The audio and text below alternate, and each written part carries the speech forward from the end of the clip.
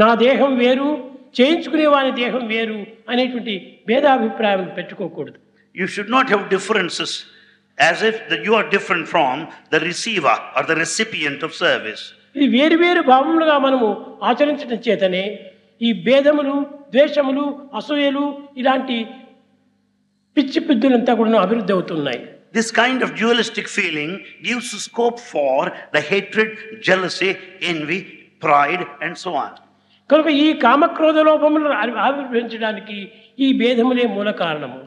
For all the evil tendencies like the desire, the anger, the lust and greed, differences are responsible. అరిషడ్ వర్గములు అన్నీ కూడా మానవుని యొక్క దీని నుండి ఆవిర్భవించేటువంటివి. In fact, they all arise from within the man. ఇది దేహముతో మనము అనుభవించేటువంటివి. We experience with our body. కానీ ప్రేమ, దయ, సహనము, సానుభూతి ఇలాంటివంతా కూడాను మానసికంగా మనకు లభించేటువంటివి.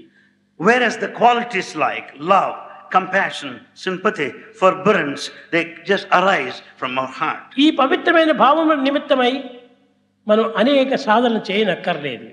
To obtain these sacred qualities, you don't need to take to practice, rigorous practice. తల అనేది ఏకత్వాన్ని పొందుతుంది. The head will point out the unity, oneness. హృదయం అనేటువంటిది భిన్నత్వాన్ని నిరూపిస్తుంది. Whereas the heart proves the diversity. ఇది భిన్నత్వాన్ని నిరూపించినప్పుడు అనేకత్వంలోని ఏకత్వాన్ని పురికొల్పుతుంది తల. It is the head that provokes this idea of unity in diversity.